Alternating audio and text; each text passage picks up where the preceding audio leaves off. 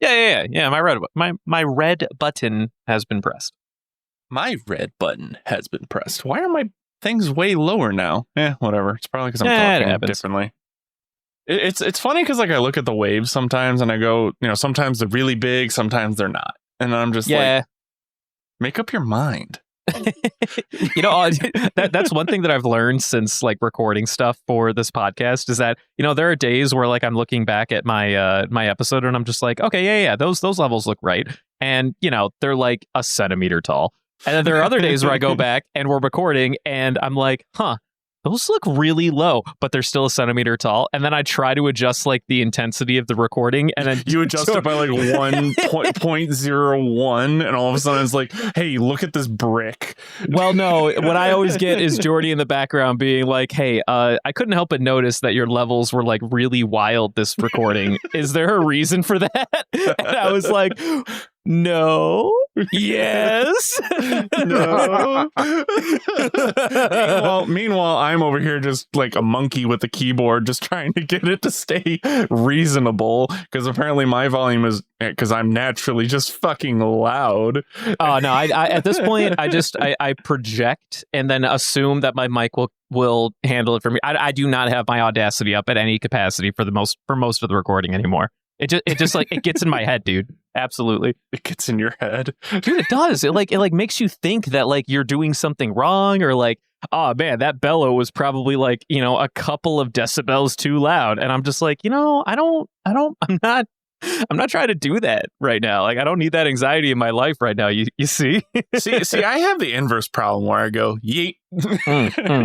Totally understand. So it'll get fixed in post, and then it doesn't. No, I don't do that anymore. Our editor Dylan is a hell of a hamster, and I don't want to put extra work on Dylan. He's a great guy. Hamster. See, I like to make Dylan, earn his breadcrumbs. Earn his breadcrumbs? Dog, I feed him carrots. What the hell? How has he not like knifed your ass yet? It's because I'm better at the blade than he is.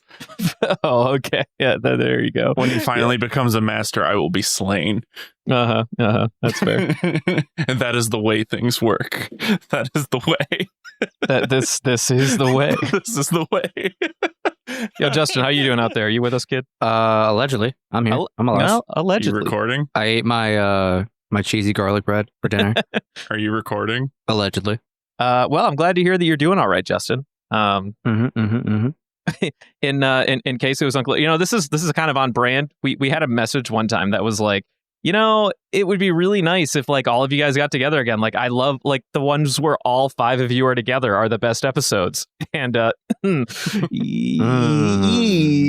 might have been a bad time to tell them that we were unfortunately Christians on vacation, so it's only 3 of us again. Yeah. Oh, I thought you were talking about Simi for a second. Like, okay, Dylan cut that so hard. Dylan, please cut that one. I don't know. You make the call on that. I thought you were talking to a fan in like a letter or something. It was like, oh man, I missed that one guy. I was like, wait, how long has it been? How have you not realized? Is that Instagram? Did you only send that to Jordy and me, Justin? That picture from Instagram where they were like, yeah, I love your podcast. Your best episodes are the ones where all 5 of you are together or whatever. 50-50, because I don't even know what the fuck you're talking about. No, you say we had a listener. I believe your accusations. I just have zero memory of them. Why are you getting so defensive about a simple little your accusations? Listen, he's saying I did a thing I don't recall, but I believe I did it. Dude, man, the banner tonight's gonna be so wild. Listen, man, it looks like me, it sounds like me. It probably is me, Once upon a time, I was the one that said that I'm the only one who actually cares about people. I remember conversations, even when I'm not the one that has them. Just remember that, listeners. I'm the one that cares. You see that? It's too many of you. We have so many adoring fans. I just can't keep track of all of them, Oh, yeah. Yeah, we have this, like, laundry. Okay, we do have a lot of people reach out to us. Like, that's like, kind of like, sick, by the way. But, like, come on, Justin. You don't overdo it this one. Remember when I was going to be the social media guy and then I just didn't? Yeah, I remember that, actually. You know what I do remember, Devin? I remember potentially 2 weeks ago, you said, oh man, 4 episodes, no big deal. I won't be late. I've never been late for watching my episodes. And guess what you did today? I don't know what you're talking about. I was here before you. It really You definitely is. were. You definitely were not here before me or Brendan. We were here 30 minutes before you. Don't even play yourself. Your microphone was muted, and Brendan and I were having a great conversation. That means I was here because I muted myself. I was making myself do this because you were so late. No, sir. I have no excuse. I miscounted the episodes and what was it? I did some bad planning, and then by the time I got to the last episode, I checked my phone just to watch, check how many episodes I'm supposed to watch, and I looked down at the time and went, "Oh no." This is so funny because like Justin literally said at the time. We kind of roasted him at the end of the episode when we were talking about like what next week's episodes were going to be. It was going to be like one episode more than what we normally watch. And then Justin on the side was like, well, it really matters for you, Devin, because like as soon as we change that number, you're always going to be late by like a half hour per episode. And I don't want to say he was right, but like, see, here's the thing. I'm a hypocrite and I know it, so I'm just going to deflect. I won't say I respect you because I kind of hate you for that. However, I will understand your hustle. I will understand that hustle. Yes, that works for me. Saying I understand does not fill me with any grievance whatsoever. That being said, so it's Justin, Devin, and I tonight for this week's episodes of One Piece, which is kind of sad because we got like big One Piece straw exposition, which hopefully at least Devin was looking forward to it because I kind of spoiled that last week when we recorded that we were going to be getting these. So and knew nothing. They knew nothing. He did know nothing. I flat out told them. But that being said, unless anyone wants a summary, added wrinkles. I will read this week's summary. Oh, you will? Oh, well, have at it, King. Go for you. Go you. On this week's episodes of One Piece, we get a small check-in with the rest of the Straw Hats. Nami's continuing her internship at the National Weather Center. Frankie's gotten his mojo back for the time being and may have uncovered something interesting in his own right. Sanji has potentially discovered his more feminine side, and that's all I'm going to say about that. Chopper's still doctoring. Robin is officially a 2-time escaped convict thanks to the Revolutionary Army. Usopp is both living my life's dream and an absolute nightmare all at the same time. Zoro gets lost, as per usual, and looks like he's waddled into the wrong part of town. Lastly, Brooke gets the rundown on the situation in Hungary and has agreed to offer humanitarian aid. And that just about covers everything. Yeah. But I got to see Zoro again, and while Christian's on vacation, he missed out on Robin, and that's all that really matters at the end of the day. Next week, we'll be back to your regularly scheduled plot. Allegedly. Why do you gotta, like, roast the episodes in the summary? Like, my God, what did you want out of... I didn't even read that. Why you spilling the beans? You still like lightly roasted it with that giant pause you had at the end of your last sentence there. I heard it. I heard yeah. He doesn't know what he's talking about. Okay. I'm more impressed with Winter Island instead of the Weather Island. You're impressed with hey, let's start there. The National Winter Center is what he said. Hey man, Nami's just the winner, right? Wait, he stays winning. Does it actually say the National Winter? No, I said weather. I did have like a tongue tie situation. I don't know what I actually said. It just winter. Definitely wasn't weather. That's why I'm making fun of it. It's because he said it's National Winter Center, and I was like, that's new. Nami went to the national cold island in the entire Grand Line. No, not winter. Winner. Oh, the where all the winner. First place champions gather. He went to the Winter Island. Yeah. Gotcha. Now it all makes sense. So Nami's just the winner of the crew. She won the lottery in terms of like where they all flung to. I mean, guess. To be fair, she actually did though.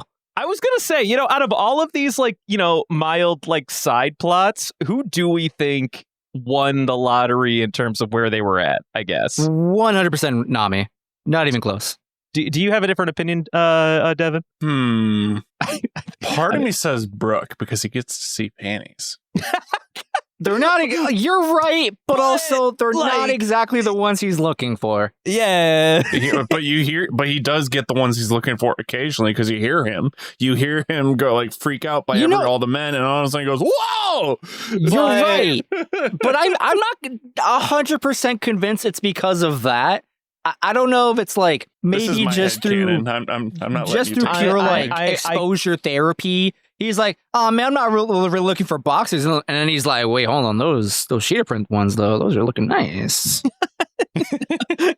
No, I think he just gets like overwhelmed with the number of like undergarments that he's looking at. That's true. Honestly. I definitely believe that part. I'm pretty sure the part where he goes low and goes, whoa, doesn't come from the fact that he hears, or not hears, sees female panties. I'm pretty sure No, you got it right the first time. He can hear panties from a mile away. You can just hear the panties from a mile away. Oh, yeah. No, that's gross. Okay, hold on. Easy there, killer. Easy. That's why I Down, boy.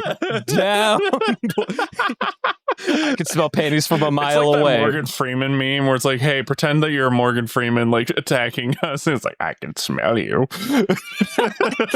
I am unfamiliar with this meme, but you know what? I believe it me exists. as well.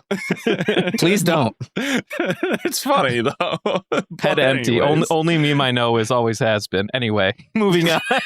That's the only meme you know. Always has been. Moving on. No. Yeah, I'm pretty sure Brooke in this sense, he's more just like after like the fourth goon who showed his underwear for like the third time. That's like the breaking point where he's just like, oh my god, I can't do this anymore. See, I interpret it as the other way, where it's like, oh god, look at all the men, and then the one girl in the crowd, he sees them, he goes, oh. Well, you know, maybe that you know, I will los dos. I will but now respect... that one's kidnapped. Say what? That one's kidnapped now. The one token girl of the cultists. The We're gonna get her last back. woman, Allegedly. dude. How on earth is Brooke gonna get her back? Did you see the first thing this dude did after they were like, hey, like Loki though, can you like help us? And he was like, Yeah, I think I can help you. The first thing this dude does is go back into the cabin and start writing some fucking like orchestral sheet music thing. See, where you're wrong is that this is the birth of Eminem. And he's about to burn them so badly. Gotcha. He's going to go in there with a rap battle and he's just going to sizzle everything. You know, similar vein, what I actually thought he was doing was like composing a piece that like so one of the few times we've seen Brooke use like music combatively, quote unquote, is when he put people to sleep. So I was thinking like, oh, he's writing another lullaby. However, as I think about it now, he was monologuing to himself, you know, like Dear Straw Hats, you know, I'm sorry, I'm going to be a little late. I got to take care of some stuff. I'll be there soon. And you know, when you in the moment, I'm like, oh, he's just monologuing to himself. But what if that sheet music is just coded letter to the Straw Hats? I'll give you one. All written in musical notes. I'll give you one better. What if Brooke doesn't know how to read and write, but he only knows how to write sheet music? So whenever he writes a little biography to himself, it's literally just sheet music. Oh my fucking god. We are about 10 minutes into this cast, and I feel like we're lost in the sauce already. Not even a little bit. We've never been more on the straight and narrow. We're in the gravy now. No, we're not. This gravy. All these episodes, all sauce. Nothing but no noodles, just sauce, gravy. It's Mama's Sunday sauce, bro. Sunday gravy. Oh my come one, God. come all. You can't. You cannot tell me that these episodes are nothing but sauce. I mean, I love these episodes. I love getting like. I'm not saying that they're necessarily bad, but it's just sauce. How do you? Okay, I feel like you need to explain. You need to explain your usage of the word sauce, because where I'm from, sauce is like the new phrase for, okay, one, Reddit is like sauce equals source, which is, it irks the shit out of me. Right. Also, sauce is just like kind of, you know, the new hip things like, oh, that's saucy, that's sauce. Got the sauce, shit good. You know what I'm saying? So I need Devin to clarify. Maybe let's take a step. Devin, how did you like these episodes as the resident not seer in the group that is here tonight for the podcast? I expected more. You expected more. Well, yeah. It was like a whole lot of nothing happened. Like things happened, but then nothing progressed. It's well, let me just ask like you a this. recap essentially of just, hey, these guys exist and they're doing things, but what are they doing? Nothing dramatic, like nothing tremendous. Like they're just like existing. Well, let me ask you this then, and you know, you feel free to be critical, because I know that you previously stated you haven't. I don't want to say you haven't vibed, but you aren't as interested in the exclusive Luffy side story as, like, say, like the rest of us might have been previously, like through Impel Down and stuff. Would you have preferred that each of these Straw Hats got maybe not the same length, but at least more depth into their side stories, and that is their inherent issue? Yes, I would agree.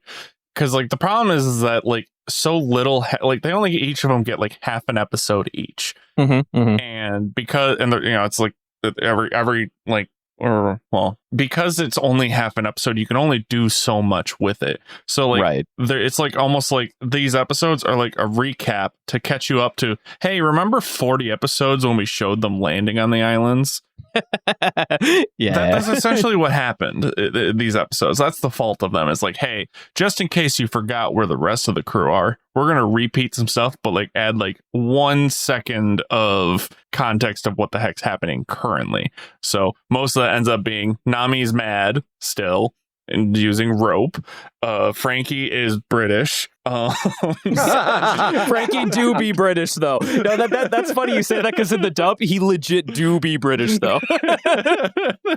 Sanji is a cross-dresser now.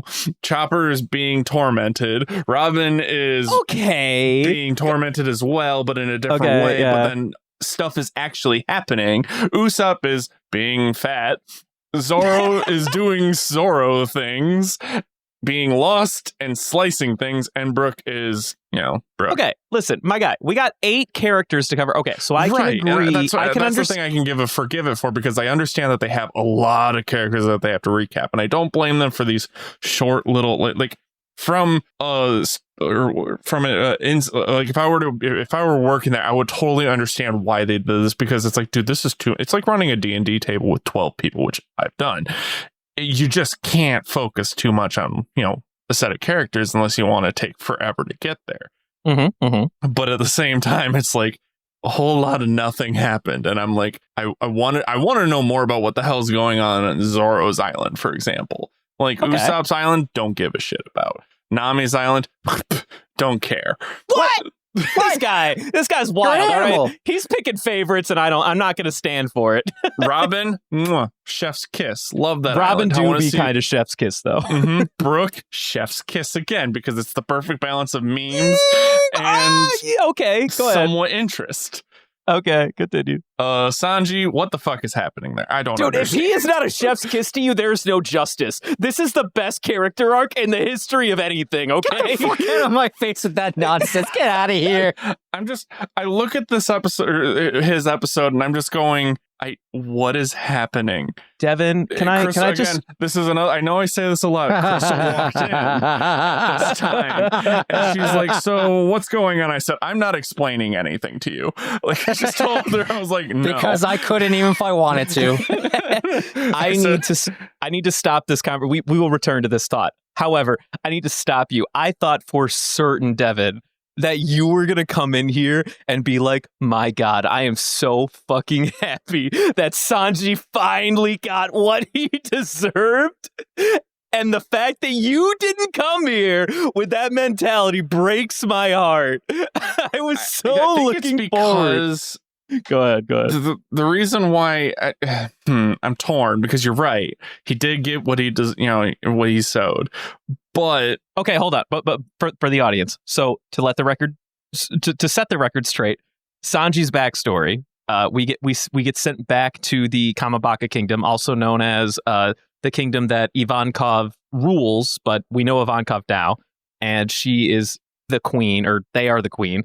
There's a queen stand-in. Sanji's like, you know, duking it out with the queen that's there, or the substitute queen. And the substitute queen basically brainwashes the guy into like becoming an Okama. Like full, the visual like flower blooming alone. At first I was like, is this supposed to represent his penis, or is this supposed to represent his femininity? I don't know. It could be either way at this point. Okay. You took that in one direction. I didn't think you could, but all right. I mean, look at it. I'm good. Yeah. Okay. Move on. We understand an anime. Continue. I feel like I would have enjoyed more of Sanji's stuff if Ivankov was there. Okay. Because I love Ivankov. Yeah. I don't care for his island. like That's the inhabitants. Okay. I to be love fair, Ivankov. I love Bon Clay, but the rest of them, they're just kind of like it's like they're trying to take what was good about those two other characters and almost making them too extreme. Yeah. I can actually kind of agree with that. This is my one complaint with literally any character that isn't Bon or Ivankov. I feel like what makes their trans like energy work is that they're overt, but they're not like maybe it's a visual thing, but there's something about their character design that just makes sense and works. Like that there's actual like care put into the mix. And I do sort of agree that in a vacuum, especially the first episode of Sanji's arc, really put like trans energy in a very negative light on Kamabaka Kingdom, which was something I did not like when I first went through these, or really any of Sanji's arc. But I do feel like call it an arc, even though it's 2 episodes. Well, hey, hold on. It's 2 episodes. It's not an arc. Okay, Sanji does get an arc, but all of these stories combined, it does form an arc. I'll have you know, officially. I don't respect that. Okay, so this is another like I will tell you, Devin. We just like we've done. We will continue to visit these characters until their entire arcs, right? Quote, like unquote, I'm curious to see where they go. Like right. The new the sub, which the fact that they call it sub, and it the first thing that came to my mind was, oh god, someone's gonna say submissive and breedable. Someone is gonna say it. I think you're forgetting this was produced in like 2009-ish. This you have a different, but at the same context, time, everything else. But at the same time, traps have existed for just as long. They've been around for forever. Okay, so continue. The concept is still there. It's not the words, but the concept is still there. And when I kept seeing sub, I was like, I know there. I wonder if this is like a play on words kind of joke, where it's like sub, like literally, I'm a substitute, or sub as in submissive. And I'm like, I don't know. They're just talking about substitute. Like, what are you talking about? It's the sub queen. Devin's been corrupted by the 20. Oh my 20s. Goodness. Almost at 22nd century. I don't speak Japanese. Maybe there is a play on words there where it literally means like man queen or something, and like there's like a joke that goes completely over my head. But as far as I know, there's a substitute queen. And she's just, not the queen of queens. She's the sub-queen of queens, if you know what I'm saying. Either way, I can't wait for the day when Ivankov sees Sanji. Yes? I don't, because I feel like he's going to turn him into a woman. I mean, given Ivankov's track record, that's not that far off of a possibility. With Sanji's current mentality of Stockholm syndrome. So can I hit you with my favorite thought in like of all time? As of the making of Sanji the Okama, like all bets are off. Like we do not know what is going through his head. Head empty. Head empty. Only feminism remains. Only cooking kick and femininity. I love the idea that this man like learned the idea of like death or hell wink, and this man can use it after he became an Okama. I want that shit so bad. I need it so bad. Honestly, if let's say they like Ivankov does change his gender, I wouldn't be mad. I would actually, it would probably make his character vastly more interesting if he started acting like that was it permanently. Now I get a lot of the Sanji fans are probably like, no, we like traditional Sanji, but me, I hate his guts. I hate it. I do like traditional Sanji. However, I am more engrossed in the character as a whole. I think that both Sanji and Zoro have very fun character flaws. Sanji being the one where he can't bring himself to hit a woman. Zoro's being the one where he just gets lost all the fucking time. But when he become woman, though, bets do kind of be a little off. I don't. That's where I'm at. So maybe he does like meet up with Ivankov at some point, since it do be his island and all that, or their island, or whatever.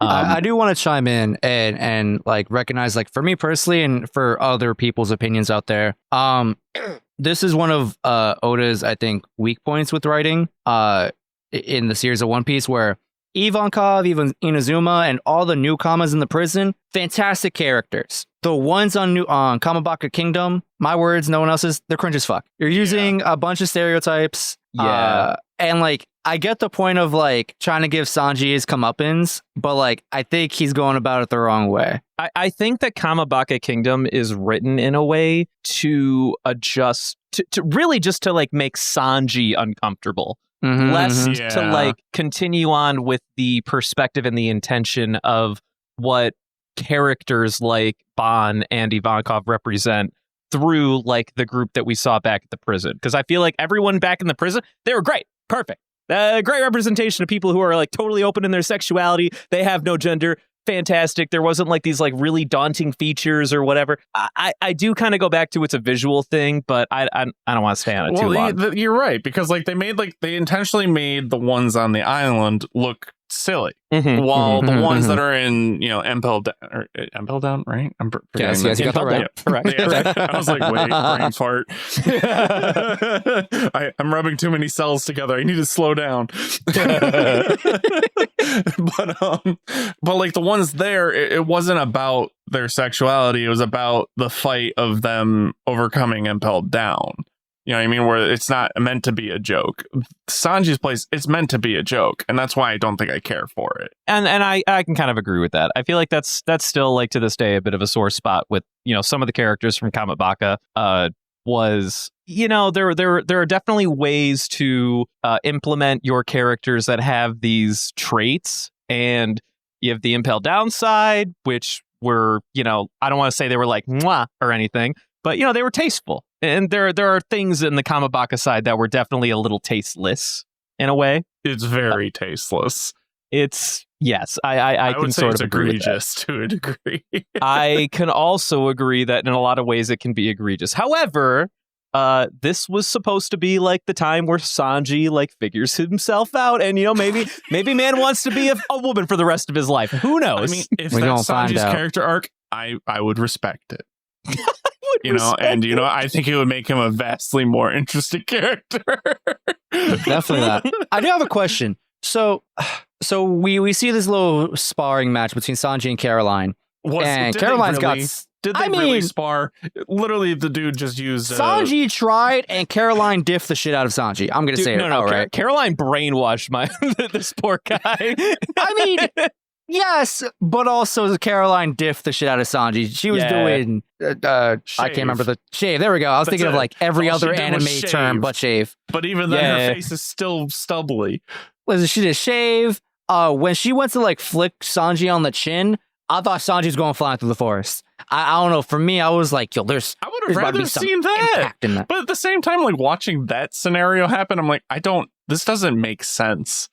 What doesn't make sense? Like, I feel like it was literally just playing into the trope of like when the girl in anime gets swooned by, like it's a joke, man. Okay, but like, would I have rather have seen him get like blasted into the sky like Team Rocket? Yes. I cannot believe what I'm hearing. But I do appreciate the joke. Like the joke is funny. I sincerely thought that Devin was going to come in here and be like, this boy came back here and realized that he was a lady the whole time. This is the character arc I needed, and he would have preferred that he just get his ass beat. I feel like I think that's just a testament to how much he does not like Sanji. Want both.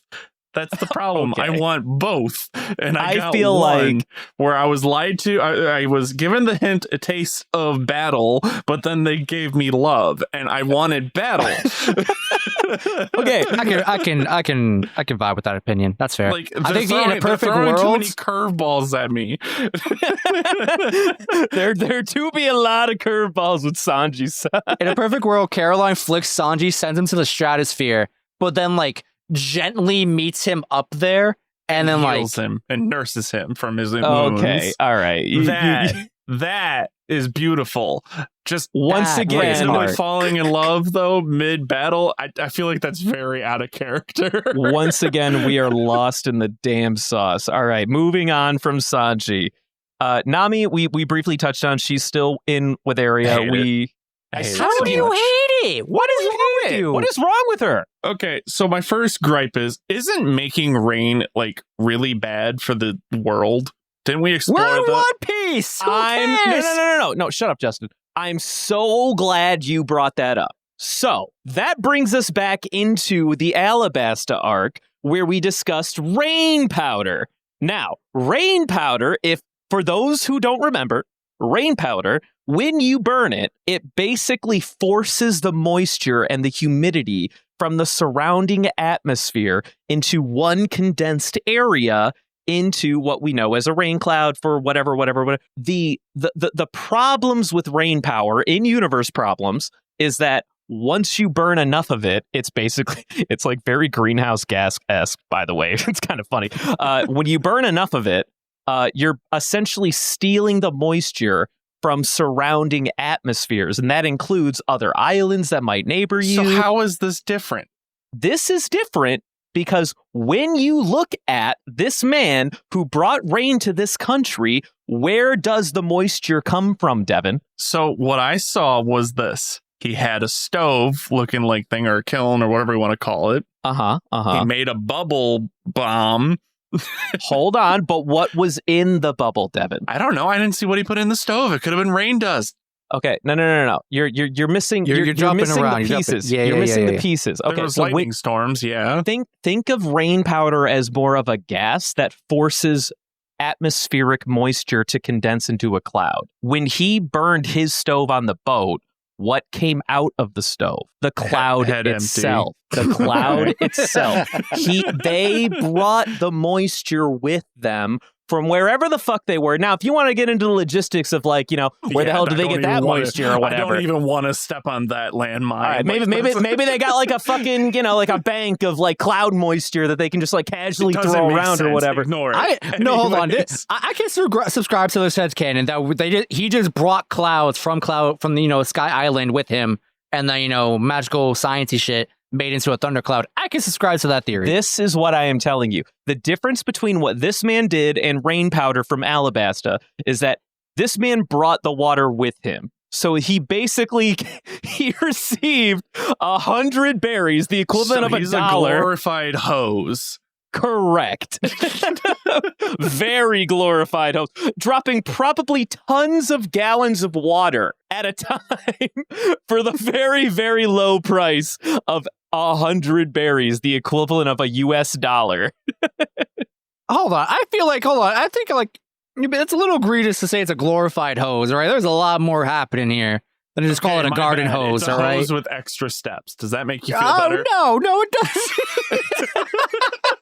You just set the There's some real weather science stuff going on here. There's no right? science in this universe. Ignore Time that. out. No. That is unfair. Okay, I will give you there is cartoony bullshit in this universe. They make a small effort to justify its science, which is a lot more than you could say about a lot of fucking shows, man. That's all I'm getting at. Don't you dare take this from me, okay? They separated. I will rip them from your cold, dead hands. They separated those damn jurisdictions between dance powder and what we saw here today in a fantastic and mesmerizing way. Fuck you. No, they didn't. Yes, No, they did. Yes, they fucking it's the did. same thing, but different. No, absolutely not. And I disagree. That sentence with you in of entirely. itself is a contradiction, but we're moving on. Yeah, we do be moving on. A point I was trying to make before I still was hate the rope. fair enough. I'm convinced that in some capacity, each of these Straw Hats is going to take something away with them, like knowledge, literally a physical object. Who knows? Rope. I'm convinced Sanji's going to learn some Kenpo from these Okamas. He might learn shave. That too. I'm curious to what Nami's going to take away from Weather Island. Rope. Out of all the straws here, I feel like Nami is probably the least likely to take nothing, the least likely to take nothing away from her experience. Because time and time again, we've been shown that she is like the weather queen. I mean, we saw thunderclouds coming out of bubbles coming out of a steamboat. Wouldn't you like to know, Weather Boy?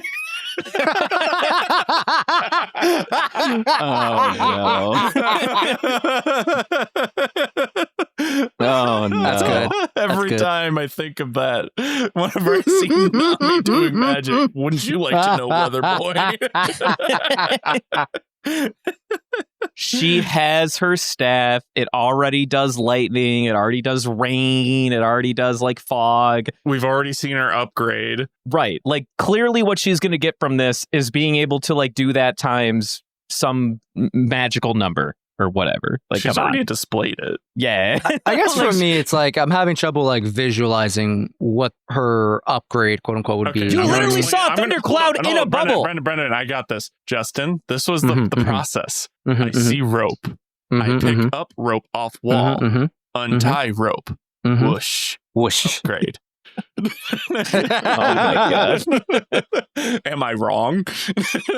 I don't know. I think what I'm more curious about is like less of I got an object and brought it back home with me, and more of like she's gonna gain some type of knowledge, right? And clouds do form quickly if whoosh. Congratulations, Justin. Oh my gosh. Your riddle. I guess I just want to see what upgraded Navigator Nami is going to look like with her big meteorologist brain working at full capacity. We sail faster when I untie ropes. All right, we got to move on from Nami. You guys are breaking my heart. All right, so Frankie, however, I'm not wrong. You're not wrong. I don't disagree with you. Okay, I'm not saying it's not like it's some like critical arc where she's gonna be like, oh, struggling to get her new upgrade. No, she just unties her shoelaces. All right, enough of you. All right, so Frankie, however, he's on. So with the last time we saw him, my God, the what a scene discovery. Where he gets into a fight with all the robot animals, but opens a door and leaves the cloud. I was like, how did he get the door fruit? There's already a user and he's not dead. Dude, I love that about this stupid show. That it'll just do that sometimes. That was the best part of all of these episodes. I think it's just that scene alone where it's just like, oh my God, he's probably going to get into a huge fight, and all of a sudden just all right, so to give context, Frankie, he was on the island named Baltimore, which is where Vegapunk is from, which to remind the audience at home, also whatever. Anyway, which to remind the folks at home is the massive scientist from the Navy or whatever that made the pacifistas, blah, blah, blah, blah, blah. And so Baltimore is his home island, and Frankie happens to be like duking it out with a bunch of like, you know, ex-cyborg animal things. And Vegapunk just so happened to create and leave out in the wilds. Yeah, he just like made like 100 of these animals one day and was like, yeah, okay, I'm leaving now. It's your I don't know why, but seeing a mecha or a cyborg elephant in the middle of a snowy forest doesn't make sense, Justin. Put me on my ass. I know what those animals need. It doesn't make sense. I mean, the cyborgs, it doesn't make sense at all. But like, I don't know why. My brain was like heaters in them or something. My brain was just like, I'm okay with all of these random animals in here, except the elephant. I don't have a valid reason as to why. It just makes me upset. Snake, Justin. Explain for the whatever snake. reason. I don't need to because I couldn't, and I was okay with it. I can't tell you why. How does it work? I could not tell you, Devin. All I know is that a mecha elephant makes me upset. Answer. It doesn't work. It doesn't. So in Frankie's backstory, in Frankie's backstory, he's getting beat the fuck up by a cyborg gorilla at one point, and then like the tea starts to boil over. And then he got hit so hard, his tea started to heat up. Yeah. he got smacked so hard, his tea got put on a permanent heat sink on the hot pad or whatever. I thought he was like heating up but fizzing. I didn't understand that. Was it just steam power or was that fizz? Well, a little bit of both. The tea was boiling, literally boiling, which the boiling tea was enough to compensate as the carbonation required to make him the normal Frankie we know. I don't know, man. It was nonsense and it was fucking hilarious. To be fair, out of all the shit, that doesn't bother me the most because I'm like, you know what? They put the foundation there. Bubbles is Bubbles. Oxygen in drink is oxygen in drink. He's pneumatic. This doesn't bother me as much as anything else. Bubbles are Bubbles. Pneumatic. Oh my god! Oh, this is a revelation I've never heard. He's pneumatic. He is pneumatic. He requires liquids or a form of like force. He's hydraulic. I don't even know what I'm saying. No, pneumatic makes way more sense because you're implying that he requires the air from the fluids he intakes in order to function. When he does his abilities, he sucks in a bajillion pounds of air and then explodes them out. He's pneumatic. It do be that way. Although I do want to, is Baltimore? This has to be like a what's it called? Like a sarcastic jab at like one from the name alone, but just like the Society of America a little bit. We touched on the first thing you said when we came across this 40 episodes ago. Nothing's changed. Oda said Baltimore. As far as we can tell, there's no quippy thing of like there's Baltimore, no Maryland, over-industrialized society. Nothing. Maybe as a valid lens to look at this through. English majoring it too much, even though I'm not an English major. Justin, this is your job. Listen, I have not found any evidence to suggest that Oda is making any type of social commentary with future island Baltimore. So what you're saying is, at least anything Baltimore is not an allegory for America, but I'm just reading the blue door is too deep as depression while the door is just blue. Maybe you're the guy who needs to bring this forward to the audience in 2022, man. Maybe no one's picked up on this, but you're reading between the lines. You're seeing shit that no one's seen before. That's all I do is read between lines. Anyway, so Frankie, mops the floor with these animals in the forest. I think the kid's name is Ketone. Ketone drags Frankie over to a door that just happens to be the entrance to Vegapunk's lab / home or whatever. And then I see the house alert system. Yeah, he trips the security alarm, and we don't know what happens after that. Who, like change their like LED lights in their house to their Amazon ring lights. Well, not the ring lights, but like the LED lights that like like the strips where it's like what was it? Shit, I'm trying to remember the format, but it's like what was it? What is the Amazon thing? The voice command thing. Oh, Alexa? Yeah. Or like the Alexa, like they're like, like defense mode or something like that. And like the whole house like changes color and like music plays. Like, that's essentially what just happened. That's good. But yeah, Frankie strips the security alarm. We don't know what happens afterward. I'm convinced the place is just going to fucking blow up because, anime trope. It's like, oh, he says security alarm. There's a bunch of stuff that would be really useful in here. It'd be a shame if we all just blew it to hell. There's going to be bigger robots. Or cyborgs. That is also fair. There's going to be more tech inside, and Frankie's going to have to like put tea in something. I don't know. He's going to have to put tea in something in order to work. Well, what do you think about what's going to happen potentially next now that Frankie's stripped Vegapunk's security alarm? Well, he's going to be doing a lot of running. Okay. I'm convinced it's a self-destruct mechanism because that's just the most tropey thing you could possibly insert in here. Besides more robots. See, what about you? I don't believe your theories because your theories are always based in truths. You give me too much credit. Sometimes I do be trying to like mislead you, give you red herrings. I look over here. No, you don't. And then 90% of the time, I don't remember the future. Nah, you basically just tell them what happens. Justin, to give you a little bit of a credit, I do believe at the end something will blow up. Okay. However, it's not going to be the first thing. First is going to be run, danger noodles with guns, upgrade, boom. That's the easiest way to I do not know what to make of that synopsis. I feel like Devin just described like a solid 50 American action movies. I just explained. I can't name which one specifically, but I feel like that perfectly describes the plot to a lot of U.S. action films. American action movies really do be like that, though. But they suck. That's why I don't watch them. All right, so just to keep the team knowing at home, we're 47 minutes in and we're only on like half the straws, so we need to move on. All right, so moving on to did you have any last final thoughts on Frankie? No? I got nothing. Fantastic. I love the Cloud. Chopper is next. And yeah, we do love the Cloud. And he's like having an okay to bad to like He's not having an okay time at all.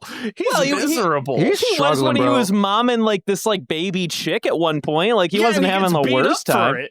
Yeah, he's gained absolutely nothing from this. He's been beaten up, and you could already tell where the story's going to go for that, which is he's going to have to make them coexist somehow by either violence or by talking. Definitely not violence. Chopper's the top jutsu guy. I like this thought, dude. What if we had like like a war-hungry Chopper? Yeah, like Rambo Chopper. He starts like munching up his eyes. They drew first soup, not me. Dude, but like what if though? Also, why do cave people have rocket launchers? And I don't. The answer might surprise you, Devin. What if they're not cave people at all? They're just, kind of naked. But they unga boonga. They do be unga boonga. They do be unga boonging. But like maybe they're just like maybe they're not like fully wrinkled brains, but like they got a couple wrinkles in there, enough to make some crazy ass spears, right? Gunpowder, though. I love the idea that they're just like all of their wrinkles are in like their craft and in their like technology like tech tree. But then they have zero wrinkles in speech, so they just constantly go like, "Me want hot pot." It's like playing Fallout when you put no points in intelligence or no points into charisma, but it's all in intelligence or something like that. Yeah, that's what I'm saying, dude. Like word prompts that are like, "Me go outside." That's literally what I'm saying. They've spec'd all of their like their points into tech-related industries. Constitution, strength. Yeah. Technology advancement. And charisma and intelligence. Smooth. Absolutely. Stat. That's what I'm telling you, dude. And they got some wild-ass rolls, I'll tell you what. Ever since the birds took over, they haven't had anything to grind off of, so they're stuck speaking stupid. They figured that they could gain levels and put it back into charisma later, but they've been at a standstill for years. They haven't XP yet.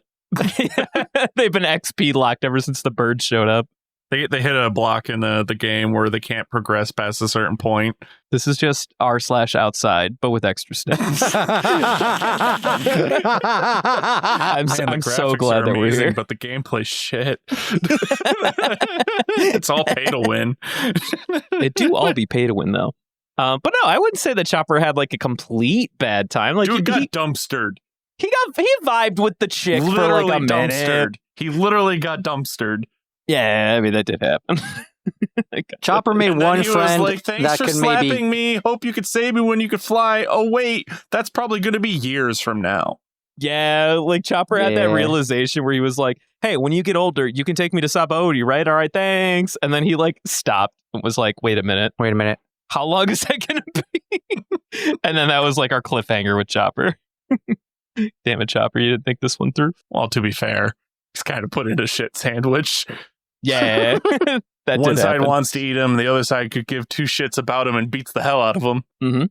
Moving on, we got Robin and Tequila Wolf. Did they really need to excessively point out her bust or draw her bust? Okay.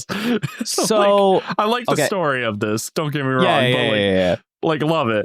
But why? I think it was more of an artistic choice. Okay, so previously, Robin's adventures in Tequila Wolf has been, out of all of the straws, the most adapted and expanded on in anime only. They've also made the characters look oddly different art style, how they draw the people. Do they look familiar to you, the art style? Once again, this episode was done by the guy that did the movie Baron Matsuri. Correct. As well as the episode where all the straws got separated or whatever, or we the episode talking before. About the bow guy? Huh? With the plant? Yeah. The plant bow guy. I'm sorry. The good One Piece movie you've seen so far. Yeah. The one you really liked. The only one that you've actually liked so far. It explains a softer animation style and art. Yeah. The guy that love it if One Piece adapted that as its entirety of like art style personally, but that's just me. I have Not a hot same. take on that. I'm in the not same category. But I also don't have the experience of where the art style goes in the future. To be I fair, think that the art style does good and bad things as time goes on. I still stand by the best overall art style was back in Water 7, and I will stand by that till I die. There are people with different opinions. I think Water 7 had the best art style, bar none, like from start to finish. honestly, I don't remember it as well enough because I remember I just not like that. I have too much, just post-traumatic stress syndrome of that. Which I find wild because I love that arc. Anyway, so this particular art style. So this is, and I'm sure that One Piece did it in the past. This is like the point or a point in the series where like every episode had a different director, which I'm sure they've always done. But the director they had for Robin's arc or for this particular episode, and like every like 5 episodes, like the director comes back. In fact, I think the last time we saw an episode from this director was during the episode with the added filler between Ivankov and Magellan, which had this similar style. Maybe not in as much excess. I have no idea what you're talking about. No, you remember when Ivankov and Magellan were duking it off in level 3 or whatever? Yeah, for like 2 minutes. Yeah. That episode, I believe, was directed by the guy that did this episode of Robin's arc. Does that make sense? Oh. So if you go back to it... I do remember the animation looking better in that one. Yeah, so if you go back into that episode, you might actually notice that there's like a little bit of similarities, whatever. So this is the point when like directors are starting to overlap. Every like 5 episodes, they come back and do like another episode or whatever. It just so happened that he fell back into the Tequila Wolf. He did the first episode of Tequila Wolf with Robin in the first place. And the guy who directed it is just going buck wild, like adding like all of this extra context to like what is happening. And power to him, because I love every minute of it. One of my favorite lines, and it was also going to be my only quote for the night, was when the guard guy is like beating the shit out of Robin and saying like, "Hey, you're going to tell me where the rest of the straws are," and she dead ass like looks back at him as like, "Hey, if you're trying to seduce me, your mom really better teach you how to like actually treat a girl," or something like that. And I was like, "Damn, dude, the amount of like flirting, like sarcastically." From Robin. Mwah, chef's kiss. Before she fucking snaps these dudes. Don't even get me started on the kill count. It's like, her kill count must be through the moon. The bodies just dropped. It was so good. Dude, remember that time that we made that let the bodies hit the floor joke? We did for this episode. Oh, yeah. The slow-mo to it as well, of it just coming out like instantaneously, and I'm like, oh no. And then I see them grab the necks of the fools, and it's it's not the classic backbreaking. No, she is icing everyone. she do be like neck twisting all of these motherfuckers. Dead. If not paralyzed. You cannot tell me otherwise. They are dead. Those goons are dead, and I love it. And the prison warden dude knows it too. He's like, "Oh my gosh, he's gonna come for me next. It's all fucking over." The entire episode with Robin, we're like. We're like hearing from like the warden guy that the only one that he cares about is Nico Robin. Like, she is a fucking threat and a half. And the Revolutionary Army show up. There's like a guy who's like locked in a cage. After Robin and he get freed, we find out that this old guy in the cage was like a Revolutionary Army like general, and he's like, "Hey, like sit aside. Like, we don't need you for this." And then as soon as they start to leave the prison cells that they were captured in, there's like a firing squad. And of course, like Robin, who's just barely gets like uncuffed in the nick of time, snaps all these dudes' necks. And then all the Revolutionary Army guys are like, "Oh, wait, you're the Nico Robin? Well, shit, correct. Why didn't you say so?" Oh my Meanwhile, God, they dude. also have like, in theory, some like quote unquote big shot Revolutionary Army member here. Yeah, Clint Eastwood. Yeah, I think it's just the old guy Clint Eastwood. It's just old. It's modern day Clint Eastwood. That's all it looks like. Hold on. Google it. So we're left with Tequila Wolf in Google Clint Eastwood talking to a chair. I don't want to that after the. Anyway, we are left with Tequila Wolf in a state, presumably better than we found it, where the Revolutionary Army is like taking over the state, which, to remind the folks at home, was the area that Robin was sent to. It was a bridge that has been in construction for like over 100 years. It's just like this country that is built on the back of this bridge that has like never been not being built. Can I make a quick little jab at the construction of the bridge? Logistically. Sure. So we see the little girl like going to the side of the bridge and just pouring rocks into the water a lot, right? My first thought is, why don't they use that to like the remnants? Like, you would think that they'd be scarce on supplies. Wouldn't they want to like use that to try and make makeshift cement? Well, no, don't they though? Didn't they show like an actual like shot of that?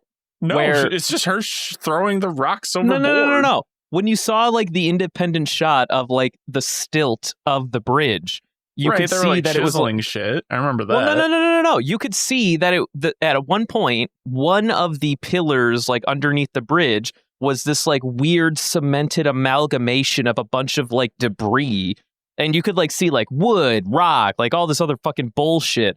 Like, they're doing that. They're just throwing shit on the ground, making a makeshift stalagmite.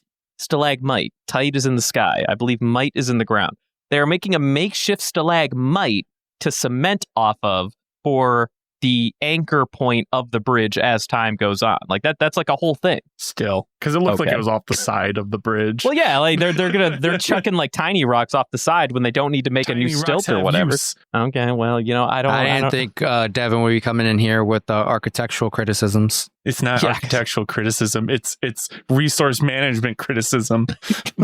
All right, moving on to Usopp, my favorite of these. Oh my god, this is so fucking dumb. Heraclean. This island gives me flashbacks to the first time I ever read that short story. Sunny with a Chance of Meatballs. I love it. Okay, I love it. The ramen forest, the freaking mom spaghetti growing out of the ground. I love it. I love it. I love every bit of it. I hate How you both. could you not appreciate this? Explain to me how a plant makes spaghetti. It doesn't. I don't care. I don't want to know. I just want to eat. I hate it. Why do you need a reason? Why can't you just embrace it? Because the reason in itself can be interesting, but this doesn't make any sense, and they don't explain it. Well, except for just plant island need to make animals fat on island so can eat. Well, that's just it. That is the Sisical thing, where it produces the food for the animals to eat, hoping that when it ingests the calories, it can become more voluptuous, and then it will in turn eat the animals. So that why is not the just make Sisical food property. for self and just eat food made by self? Because it would rather eat the fucking meat, Devin. I don't know what to tell you. But it can make meat. Ham grows from trees.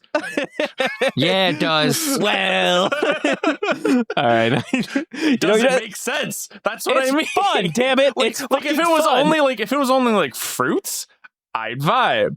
But we're talking like they had a fucking cake, I think, in there. Yeah, I do think there was a cake at one point. like I get the bit of like making it fat, like Hansel and Greteling the fucking animals, but like, come on. Yeah, so these islands are basically like it's a small archipelago of like basically Venus flytraps, and the Venus flytraps themselves produce like crazy amounts of food. Like meat, which is awesome. fruit, I love whatever. the idea of a Venus flytrap plant or island. I love that. I think that's awesome. And Heraclean, the guy that just fucking lives there for whatever reason, that's hanging out with Usopp, he was like, hey, like if you don't want to like actually work for your meal and eat like the worms and the ants, which were quite literally more dangerous than Usopp. Did you fucking snipe my quote, you piece of shit? I hate you. I think I might have. At one point, Heraclean was like, you are literally the weakest thing on this island. And he's like, no, there's no way. And he's like, no, the ants and the worms are like stronger than you. And he's like, I have to be stronger than ants and worms. And then he sees the Honey, I Shrunk the Kid ant make a cameo appearance. Yeah, but like it's like he like freezes in frame like after he sees him behind Heraclean.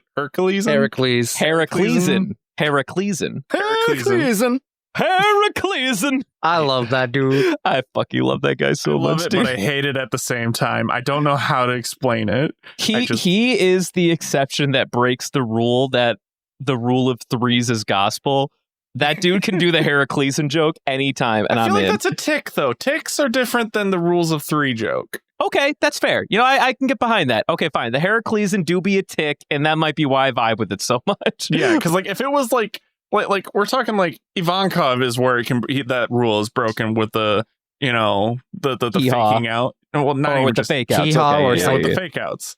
Yeah, the psych. The psych. That's that's where the rule that 3 may apply. Yeah. But ticks are different for this show. Hee-haw, Cleason, or the part, those are ticks. Yeah. Okay, that's different fair. category.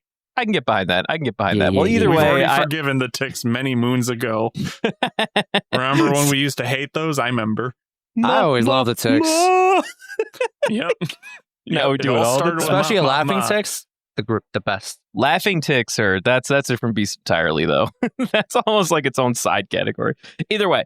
So this is like a Venus flytrap island archipelago where it produces food. Animals that exist on it can't help but eat the food, and then like periodically there's the island be like Coke inside the fucking food or something to make them that addictive. Yeah, so it's all the MSG. As the animals eat the food, they get plump. As the animals eat the food, they get plump, and then the Venus flytrap goes like, "Oh yeah, it's feeding time." The animation of the island just like flapping its leaves. I don't know the plant biology here at this point, but just like waddling itself. It's like, come on. And just going munch, munch, munch. I'm like, this is great. Was there also a Mario like reference with the flower that was chasing Usopp? Like where they made like used a sound from like jumping on it? Not that I could identify, but I was paying that much attention. You just reminded me of one of my favorite parts of the whole fucking set of episodes. Well, before we get into that, someone was saying something I forgot. I was just saying that this island it's just a Venus. I love it. Yeah, I love this island. Seymour. Oh, that was it. Justin was making a what do you call that joke? From not Sonny with the Chance of Meatballs? No. That's from the musical, isn't it? The one with the fucking Little plant? Shop of Horror? Little Shop of Horrors. I don't even know what you're talking about for me to be making a reference. I was making the reference. Well, one of you was saying something about Seymour. Is that not a Little Shop of Horrors? That was me. Yeah. Oh, okay. I'm sorry. I didn't know who was doing it. Okay. I just can't believe Justin Usopp me without actually doing anything. Listen, I heard what reminded me of Little Shop of Horrors, and I went with it. Okay. I'm sorry. Yeah, I apologize. I was making a reference. I'm sorry. My bad. I can't believe we've done this. It'd be that way sometimes. I didn't even do anything. I hate you, Justin. You reminded me of my favorite scene where at one point Usopp's being chased by this sunflower of death that likes to eat things, I guess. It has fucking feet. That was gross. It has feet. Those are just fangs. Roots, bro. Those are just roots. A tail. It was like a fleshy gross. It do be out here like kind of freaking us out. And Usopp's like running from it being like, Heraclean, like you're like the hero of the island. And he's like, wait, I am? And he's like, oh, yeah, you're a total fucking hero. And he's like, that's me, the hero Heraclean, and then runs up to the flower, but does absolutely nothing. The flower just bodies both of them. Other than punch the shit out of Usopp. And this whole scene is gold, by the way. It's all in slow-mo. It's all slow-mo. It's frozen. Like, Usopp is like, wait, why did you punch me though? and then he punches the shit out of Usopp, who smacks into the sunflower, which, in a roundabout way works. But then it goes back into slow-mo, and the sunflower tail whips Heraclean, sends them all flying through the sky. Oh my god, I loved every fucking second of it. It was so good. Art. Correct. I've never seen a failure work so well. I feel like have you not seen Buggy D Clown? No, yes, but I feel like of the upgrades, I feel like that would be Usopp's upgrade, which is dangerous, but not only to the enemy. Dude, what if reckless attacks where like he attacks someone, like maybe like he learns a melee ability and he punches someone, but every single time he punches something bad happens to him. Dude, what if he invested heavily into chaos magic so that like from now on, anytime that he did anything, there would be like a real chance that it would like bite them in the ass somehow. That would be amazing. That would make so him Usopp's so much more entertaining to watch. Is RNG with extra steps. What? It do be that way RNG. though. It do be RNG though. I don't know. I feel like when you make it like chaotic energy, it's a wild mage. It's wild magic sorcerer. I feel like straight RNG is just like always good for me no matter what. This is like, you say that until it's you turn gonna yourself work into a potted out plant. mostly in my favor. I just may not enjoy the process. You know what I mean? I've played a wild mage in D&D before, and let me tell you this: rolling on that table leads to nothing but disaster. I have turned myself into a potted plant before. I've turned myself into, yes, that is a thing on the table. I've just exploded. Like it has a lot of bad and a lot of weird things. Wild magic is good but dangerous. It's like being a grenade. Interesting. But you don't know what the grenade is. I love this prediction that's what Usopp's power up will be. Just the art of RNG. I mean, he already has the stuff. He just needs the game. I believe in it. But moving on from Usopp, we have the final straw, Zoro, who is just having a bad time. Okay, I want to say, earlier Devin said that nothing happened in these episodes. I think that sentence exclusively applies to Zoro's scenario. Absolutely fucking nothing happened except him running around in a circle in the castle for fucking 2 days. And then walking up into the wrong part of No, I would beg to differ. island. Of all the people, Nami's the one where nothing happened. Dude, Zoro, Nami on the learned other the most hand, about like the island she's in, like what they do, like what makes them tick. Like, don't care. I'm more about the mystery, which is the fact about that you what are don't these- care. Go ahead. Go ahead. I'm more engrossed in the mystery of these ghoulish ghost people looking like things. I don't know. They're all ghost people. Tell me, we don't know what they look like. I don't know if it's like an artistic choice to make them all literally just black and red. To be fair, I did some digging for this one. Me and Devin probably saw a older version of these episodes where all these figures are like, misty and mysterious or whatever. I believe in like the Blu-ray disc, some artistic changes. What? What do you mean I'm incorrect? What? You are talking nonsense. They were just the same in your episode as they are for everybody. Well, let me finish. There are two different versions of how the scenario plays out, or at least, you know what? I don't feel like fact checking my fact. We're done here. Let's move on. Yeah, no, it was a direct decision to make them like obscure. Yes, correct. Continue, Devin. So I was thinking like this island alone has just made me think a lot versus Nami, which is just head empty, make rain. So the reason why I like this is because like I wasn't baking this cake, but it just came up, which is my conspiracy cake says, what if this is Mihawk's home? This is Mihawk's home? Yeah. But like, why would Mihawk be here though? No, it's not that he's here. This is where he came from. He decimated this place and left. And he left a fucking cross to send a message. So he went, okay, it's all whatever this island is. This is like where he was born.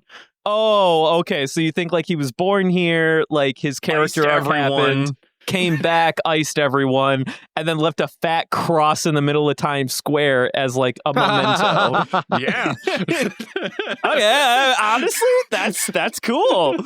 Like I believe in this. So that's why it's a swordman thing with like everyone's using like, weapons instead of like powers from what I could tell, besides, moving really quickly, which, it's just taking 10 steps in a second. So what do you think that these like ghoulish figures are though? Like what like do you think that they're just like people? Like do you think that they're going to be like other swordsmen? Like what do you think's happening here? Because I have an inclining for what I think Zoro's upgrade is going to be, I think they're demons. You think they're literal demons? Or like spirits. Interesting. Like demon spirits. I didn't realize Zoro walked into the Bleach universe. He's got to fight fucking ghosts and shit. He's gonna become an actual Soul Reaper. But that's what I mean. It's like he's like it's like where he's gonna have to learn to channel, I don't know, that demon side of him, because he always does. Like, doesn't he have like an attack called like demon something? Yes, he does do the thing where he, for whatever reason, channels the demon of death in where he dons like 3 heads and 6 arms and Ashura or whatever he calls it, which I think is the same name as the goddess. Justin, come in with the smite knowledge. What is the name of the goddess that does the 3 heads and 6 arms? Okay,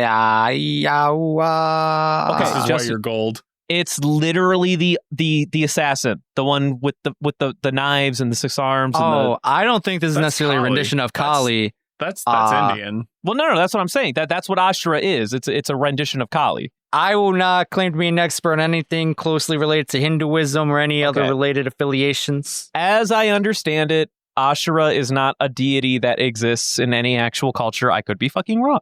That I will express that I am not be an Oni expert from Japanese history. It could be an Oni, but as I vaguely understand, Ashura is not an actual deity in real culture outside of One Piece. It is just a direct representation of Kali from Hindu culture. That is my understanding. Anyways, I think this island is covered in haunted spirits. Oni, demons, don't know. And so he's going to have to learn to fight ghosts, which is going to make him fight gooder. And this is Mihawk's home, which is why there's ghosts. Okay. All right. I respect this play. I like where our heads are at. It would kind of be on brand for Mihawk, though, considering like how fucking dark and brooding it is, and he does look like a vampire. Yeah. Big Castlevania energy. The castle is Victorian. He's clearly Victorian. Mm-hmm. Well, he's Spanish. They're dead. He's dead on the inside. There's a cross. He carries a cross. Do you think Mihawk's dead on the inside? I think he's dead on the inside. I don't know. I feel like he's just lacking entertainment. Very brooding. He just lacks entertainment. No one can step up to him, And if everyone who's bored out of their mind will say, as a meme, I'm dead on the inside. I say it all the time. Oh my god. He feels no joy. All right, well, that's where we left Zoro. I think we've actually covered all the straws. We briefly touched on Brook. Next week, unless anyone has anything else. Do you think Jesus had a devil fruit, and that's why there's a cross here? Moving next week will be 457 to 460. And from there, we have quotes. Anyone have any quotes? I gave both of mine for this week already. You son of a bitch, you took mine with you. I only got one other quote left. It's not even a good one. It's from Perona. She's like, she does that thing to Zoro where like, she's pitying him, and then she turns around to some like weird positivity kind of shit. She's like, good things will happen to you someday. And he's just like, what the fuck are you on about? No, she had a better line too, where it's like, I've literally been tormenting you for 2 days, and I'm just so exhausted from even bothering. Well, that's not even that. She pranked him like 2 days ago, and she's waiting for the prank to like fulfill itself. But like, and she got so bored and couldn't. She knew better. She's like, "Here's your fucking sword back, you idiot." Since you can't find them your damn self. Stairs that lead to only this room, and you couldn't find it. She's like, you are literally ruining this for me. What the fuck is wrong with you? So my quote comes from the same episode, which is the fact of when there's an explosion off in the distance and she runs there as fast as she can with her ghost form and he still beats her. And she's like, how is this even possible? I was just trying to head to the shore. Yeah. No, the best is that he retorts and he's like, oh, hey, you came back after all, huh? What took you so long? God damn it, Zoro. I hate you so much. Like that. There's every single time I see Zoro, like this scene alone, it kind of reminds me of like a magic item that was made for D&D by a fan, where it's the unexpected goose or something like that. Where yes, where it's literally just a goose that appears in the places that it shouldn't have, and if like the players kill it, like it comes back and like the most like open your kitchen drawer goose, like shit like that. And like if they try to scry on it, all they see is an empty room. Oh my and if they god! Try to use any magic that identifies it, it comes as unknown or not even existing. So it's just a goose that just always stalks the party, and it has no special abilities besides just being a goose. Dear God. That's what I think of Zoro in this moment, where it's like you didn't look at him for 1 second, all of a sudden, boop, he pops up where you don't expect him. Dude, minus D&D energy, though, I do love that this is a great gag to me, where he is clueless and mindless when it comes to like finding what he needs to find, like for, I don't know, like key item or plot purposes. But whenever there's like some rambunctious shit happening in the background that everyone's like, oh, I wonder what that was, he's already there. You know what I'm saying? Like, He's there or causing it. Yeah, like literally that. So fucking good. Remember dude. that time he almost iced the dude on Sabaody? Yeah, he almost killed the dragon or whatever. Oh my God. Reasons to love Zoro number 99. Dude, I love Zoro so much. I don't love him as much as you do, but I do love Zoro. It's okay. All right, that being said, this week's Golden Ham. Well, I feel Wait, hold on. I feel like this might be the 1 week me and you are on the same wavelength. Okay. Potentially. Yes. Say it with me, my brother. Heracleson! Heracleson! Now we're talking. Okay, so I wasn't going to pick Heracleson. However, I'm glad that you chose Heracleson. That being said, I was probably going to pick Robin because I just love Tequila Wolf so much, man, dude. I was honestly Robin with the fucking clutch neck kill count. Like, she already unlocked the tactical nuke. She has, she doesn't need to, or she has the airstrike, the drop. The no. You know what happened? She got a double kill and then like found her way into a Harrier. She put a Harrier right above where all the guys were, and then got right into the nuke. That was what happened. Or it's like when you're playing, Nazi zombies, and like you get that one like nuke bomb, like the one ability that the zombies drop. That's what she did. Yeah. Totally. No, I love Heracleson. I love his bits. He would be like a 3 choice, but Robin is my number 1 on these. Yeah, Robin first, then Frankie for the door. I'm more of a Robin first and then like Sanji second, because I just love Sanji dead last. I love Sanji so much these episodes. I love this character arc so much, and maybe it's because I'm a little biased. I could accept that, but Heracleson's my number 3. Actually, unfortunately, I'm sorry, Justin. He's like 4 for me.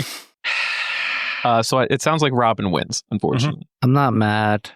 Yes, you Just are. a little sad. I'm sorry, Justin. I when you said like, hey, will you say it with me? I was like, I'm not going to do that, but I want to see what he says. And I'm glad I did. I don't want to disappoint you. I don't want to make you sound like an idiot. However, I pick Robin. Moving on decision to the fan mail. This one was brought up by Jordy to do on this cast. So for all those who've been following us on Instagram, you may occasionally look at our stories and you'll notice some of us go out to dinner or whatever. And we usually try to make like a thing out of it. You'd be like, hey, ask us some questions when we're done with dinner or a movie or whatever. We'll answer your questions. So one of the questions we got was, which one of us would look better as a woman? And me, Christian, and Jordy agreed that it would be Christian. I'm curious on your thoughts. No, I don't think it would be Christian. Really? No, Spicy too. I think that you and Jordy. Okay, so full disclosure, Justin and Jordy are Latino, or they are of Latino descent. You guys have us beat, or as I like to call Justin, Dominican. Okay, well. That's also fine for anyone who for anyone I think needs to know that. I don't know why I got kind of defensive about that. But anyway, that song from Scrubs where it's like, am I Puerto Rican or Dominican? And then Turk looks, you're Dominican. Anyway, I think you guys have okay, so this is a very specific question. Which of us would look better as a woman, considering all factors are the same, including our average body sizes, or rather, I guess, like our ratios? Proportions. Thank you. Considering our average proportions, I'm ugly as hell. Then I think you guys still beat us just from your Latino genes alone. Maybe I'm wild for that. Maybe I think that most minorities look better than white people. That's just me. That's like...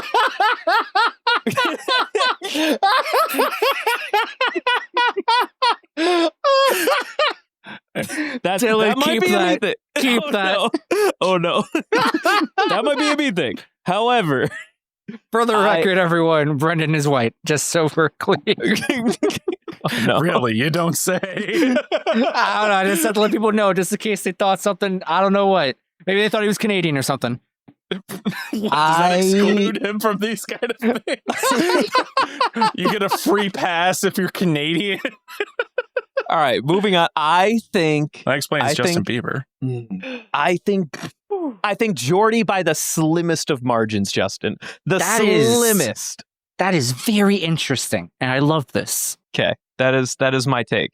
I think it's Jordy by the slimmest of margins. The slimmest. You know what? I'm going to say actually Brendan because I've seen his sister. Oh. Okay. Do you two have an uncanny resemblance despite the age difference? I'm not gonna. I hate this. This makes me upset.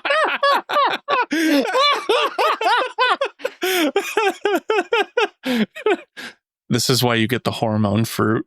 Dude, I would love the hormone fruit, though. It needs to happen, Brendan. Dude, it's fucking only, though, man. Like, come on. Give me that shit. I need it.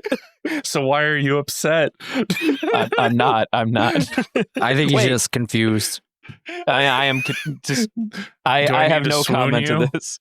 I have no comment to this. I'm gonna Sanji your ass right now. So what I'm hearing right now is that Justin says it's Christian, Devin says it's me, and I say it's Jordy.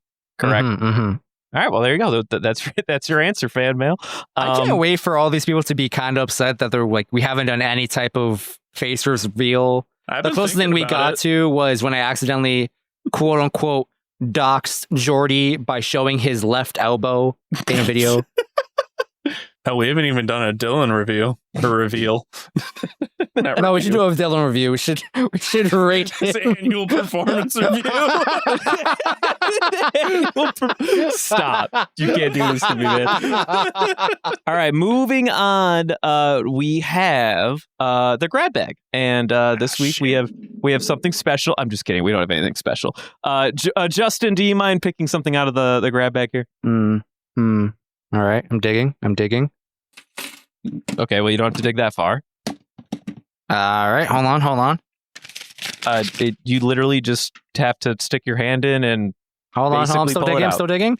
And we got says all reliable in parentheses haiku. Oh, it's haiku. Well, let's go. By the way, for all you haiku fans out there, please share this moment of silence with me as our quote unquote 5th season is actually just 2 fucking movies that are supposed to cover like 150 chapters or something like that. Much sad. Anyway, haikus. I'm writing mine right now as we speak. You son of a... Justin, why don't you give your haiku first? Okay. I gotta scroll down to the box I wrote in the sheet. Give me un momento. Where the fuck is it? Bets, plot points. There it is. My haiku. The Straw Hats are back. Just temporarily, though. More at 11. Thank you. That's it, huh? Yep, that's it. Okay, well, no, snaps. There you go. Yeah, that's good. Got anything, bread boy? You know this kid's gonna take a while. So I have a question. Oh no. My haiku only works. Okay, so as I understand the definition of a syllable, a syllable is only a syllable if it includes a vowel. Is this correct? I genuinely don't know. I've had many debates with English professors, and by many I mean just the one. I do not have a decisive answer for you, unfortunately. However, as a person who has experience in the field ever so mildly, I believe rules are meant to be broken and bent at your will for creative purposes. That's just it. I would request that it not be broken, please. You want the rules to remain intact. I need rule to be rule in order for this to work. Then for the sake of our haikus, rules are rules. Okay, great. Okay, so I wasn't listening unless the syllable has a vowel in it, it is not a syllable. We all agree? Great. What? All right, my haiku is the straws are scattered. Robin slays everyone here. Heraclean is boss. That's it. Beautiful. Thank you so much. Heraclean. See, it's that last bit. You got to question it. You're like, wait, is the in a syllable or is it just the extension of cleese? I can't count. I don't give a shit. It sounded great. All right, fantastic. As long as we're on the same page. I was an English major. It's because I can't count. Fantastic. I was an English major. I don't know math. And that's why I suck at scansion, because I couldn't count syllables and stresses and unstresses. It was great. Yeah. Okay, fantastic. I have no opinion on this ruling of the rules because I don't do haikus very goodly anyways. I can respect that, Devin. Thank you. Words are hard. Has your creativity brought forth anything yet? Yes. Share it with us. Doors opening fog. The kill count is way too high. I see panties. Hole. I was going to say, I see panties, and then you said ho, and I was, okay, all right. You know what? You got me. You got me there, my guy, and I appreciate that. Oh, my fucking God. All right, this is a minor scuffed recording. I hope that any of this makes it in. We're going to have like 10 minutes in this cast. Thank you, everyone, for your haikus. Devin, if you don't mind, please do our plugs. Follow us on Instagram and Twitter at Panda Sightings. If you want to send us questions, send them to pandasightings@gmail.com. And if you wish to financially support the show, feel free to donate at www.buymeacoffee.com/panda sightings. That's capital P, capital S. Links are in our bio on the Twitter and Instagram. Thank you. As well as in the description of this podcast episode. I didn't feel like reading that part. Well, you're supposed to. Okay, well, you know, you're not my supervisor. You can't tell me what to do. I do the plug my way. If I want to stumble on my words, I do it. I got 2 brain cells. I know how to use them. Speaking of plugs, 2 brain cells. Oh, go ahead. Speaking of plugs, it would have been 2 weeks past since this happened. But some of you may have noticed there was some advertising in one of our recent podcast episodes. That was a surprise to me because I didn't get them at first. However, please give us feedback on those. Full disclosure, that was a surprise to literally everyone but Dylan. And it it may or may not have even populated for certain people. We've been adding some ads into our podcast app. Some may know, some may not, and definitely give us feedback on how you feel about them. If like they populated too many, maybe too few, or like what kind of advertisements you'd like to hear. Just give us any feedback whatsoever. We're keeping our ears open, whatever. And we appreciate you. Speaking of other plugs, though, I forgot to mention this in the earlier. Newkama Land. Did anyone notice something fishy about the chandelier and how they looked like butt plugs? I did not notice that. Okay, I'm hitting the big fat stop button.